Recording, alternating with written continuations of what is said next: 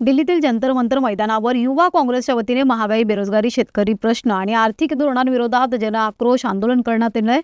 या आंदोलनाला पाठिंबा देताना माजी महसूल मंत्री बाळासाहेब थोरात यांनी केंद्र सरकारवर जोरदार टीका केली. देशातील गंभीर प्रश्नांवरून जनतेचे लक्ष विचलित करण्यासाठी धर्म आणि जातीच्या मुद्द्यांचा वापर केला जात असल्याचा आरोप त्यांनी केला. इंधन आणि गॅस दरवाढ, रुपयाचे अवमूल्यन आणि वाढती महागाई यामुळे अर्थव्यवस्था संकटात असल्याचंही ते म्हणाले.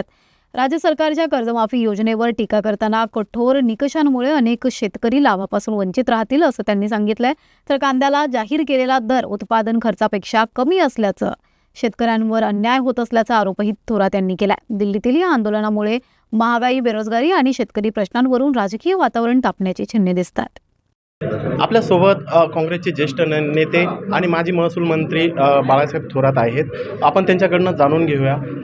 सर, आज जर बघितलं तर दिल्लीमध्ये जे युवा आहेत हे एक आंदोलन करत आहेत. या युवाबद्दल काय सांगतात? नाही, या देशामध्ये अनेक प्रश्न आहे की ज्याच्यावरचं लक्ष दूर करण्याकरता धर्म, जाती याचा वापर करून त्यांची दिशाभूल केली जाते.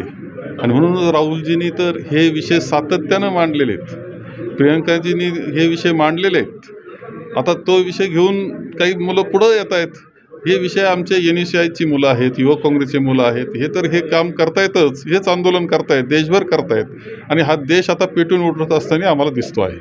आपण जर बघितलं तर पूर्ण देशामध्ये इंधन दरवाढी आहे, महागाई आहे. याबद्दल काय सांगाल? आता इंधन दरवाढ तर झालेलीच आहे, गॅसचे दर वाढलेले आहे, रुपया घसरलेला आहे. रुपयाची घसरण ही महागाई वाढवणारी ठरत असते. पुन्हा सगळ्या अर्थव्यवस्था आपली मोडकळीला गेलेली आहे. अत्यंत मोठ्या संकटाला, आर्थिक संकटाला आपण सामोरं जाणार आहोत हे राहुलजींनी परोपरीने कायम सांगितलं होतं. परंतु हे सगळेजण निवडणुकांमध्ये गुंतलेले होते आणि त्या निवडणुकासुद्धा कशा चालल्या होत्या वेगळं सांगण्याची आवश्यकता नाही. त्यांना त्यावेळेस सुचलं नाही की इंधनाच्या बाबतीत काय होणार. आता ते बोलत आहेत. आपण जर बघितलं तर राज्य सरकारने जे शेतकरी आहेत त्यांचं कर्जमाफी केलेली आहे. त्या कर्जमाफीच्या संदर्भामध्ये काय सांगा? ही कर्जमाफी, त्याचे निकष पाहिल्यानंतर ती खरी कर्जमाफी आहे का? जे निकष आहे, एक तर 2 लाख रुपये म्हणजे खूप तुम्ही तुटपुंज देताय अशी अवस्था आहे. 19 साली आम्ही 2 लाख दिले होते.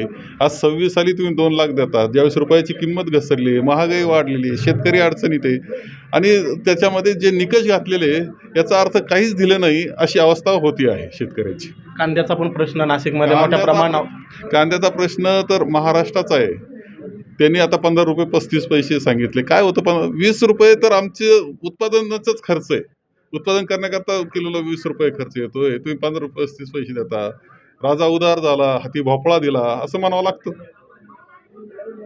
बघू शकतो आपल्यासोबत काँग्रेसचे ज्येष्ठ नेते बाळासाहेब थोरात होते. त्यांनी आपल्या पद्धतीने त्यांचे जे काही मुद्दे आहेत ते मांडलेले आहेत. आवाज इंडियासाठी ज्ञानेश्वर तुपसुंदर, नाशिक.